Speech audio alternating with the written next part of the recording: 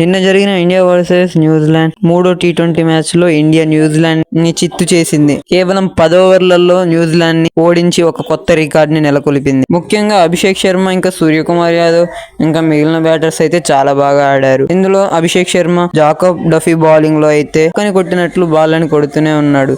ఇంకా third over లో అయితే చెప్పలేము అలా ఆడాడు. కేవలం 20 బాళ్లలో 60కి పైగా రన్స్ చేశాడు. న్యూజిలాండ్ బౌలర్స్ కి ఏం చేయాలో అర్థం కాలేదు. ఏ బౌలర్ వచ్చినా పర్వాలేదు నేనున్నా అంటూ అభిషేక్ శర్మ సూర్యకుమార్ యాదవ్ అయితే న్యూజిలాండ్ బౌలర్స్ ని చిత్తు చేసేశారు. సెకండ్ టీ20 మ్యాచ్ లో శాంతర్ చెప్పిన మాటలే అందరికి గుర్తొస్తున్నాయి.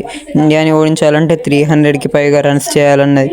కానీ ఇప్పుడు మన బ్యాటర్స్ విషయానికి వస్తే మేము 300 కాదు, మమ్మల్ని ఓడించాలంటే 400కి ప్లేస్ రన్స్ చేయాలంటున్నారు. నిన్న ఇండియా అయితే ఏదో పెద్ద టీం తో ఆడినట్లు కూడా ఆడలేదు. న్యూజిలాండ్ టీం ని పసి కూనలా చూసి మ్యాచ్ ని గెలిచేసింది.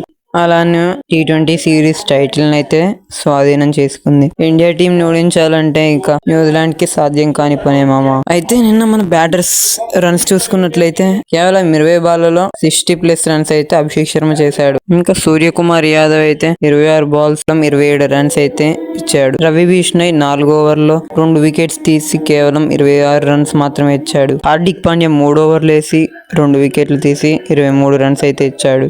ఇది మన బౌలింగ్ స్ట్రెంత్ అయితే ఓవరాల్ గా మన టీం అయితే పర్ఫెక్ట్ గా అయితే ఉందని చెప్పొచ్చు. ఈ వీడియో నచ్చినట్లయితే లైక్ చేయండి, షేర్ చేయండి, సబ్స్క్రైబ్. Thanks for watching.